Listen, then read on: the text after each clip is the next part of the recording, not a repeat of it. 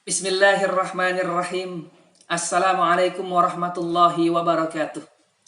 Sahabatku yang dimuliakan Allah Subhanahu wa taala, jumpa lagi dengan saya Al-Fakir Ahmad Zahruddin M. Nafis. Pada kesempatan dan pembahasan kali ini, saya ingin menjawab sebuah pertanyaan. Pertanyaan ini masih seputar fiqih.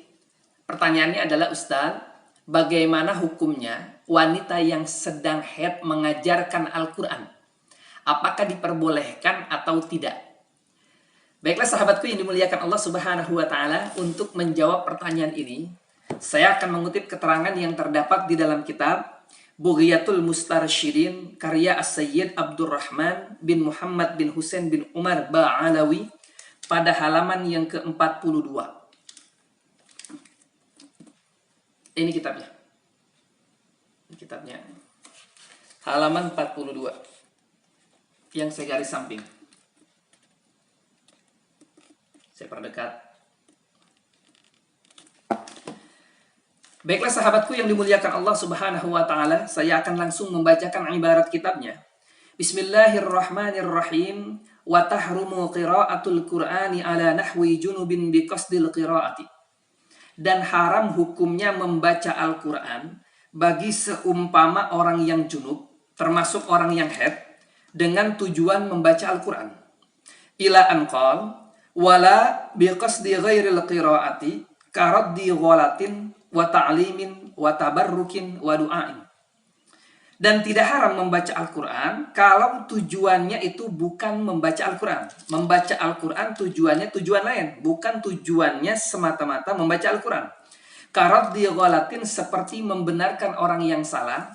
Ada orang baca Quran salah di sisi kita, di dekat kita, di hadapan kita, kita mendengar. Umpama yang mendengar adalah orang yang lagi haid, maka diperbolehkan orang yang sedang haid itu membenarkan bacaan Al-Quran orang yang salah. Boleh. Wa ta'limin, seperti mengajar. Nah ini perempuan. Jadi jelas ya, sesuai pertanyaan nih. Jadi perempuan yang sedang haid boleh mengajarkan Al-Quran ketika sedang haid, tidak masalah. Sekalipun dia ikut membaca ayat Al-Quran, karena tujuannya mengajar. Boleh. Wa tabarrukin, seperti tujuannya mengambil barokah.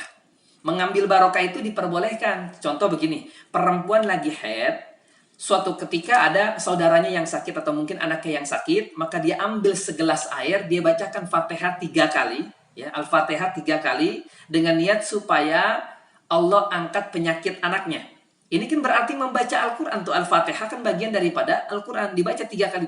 Ini diperbolehkan tidak? Diperbolehkan, tidak masalah. Kenapa? Karena ketika dia membaca Al-Fatihah, dia tidak niat membaca Al-Quran. Tetapi dia niatnya ini untuk mengambil barokah Al-Fatihah. Maka diperbolehkan. Wa du'ain juga, seperti niatnya doa, itu boleh. Seumpama orang yang lagi haid itu makan. Makan kan sunnahnya membaca bismillah.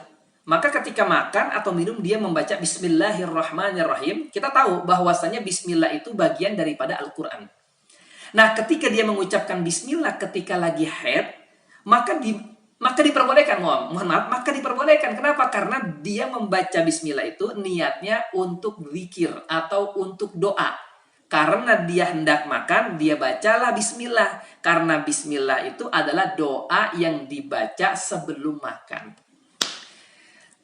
Jadi saya sedikit simpulin lagi poinnya, sesuai pertanyaan, bahwasanya seorang perempuan yang membaca Al-Quran niatnya tidak membaca Al-Quran, seperti niatnya tadi membenarkan orang yang salah atau niatnya mengajar sesuai pertanyaan, maka ini diperbolehkan, tidak masalah. Walaupun dia lagi haid, tidak masalah.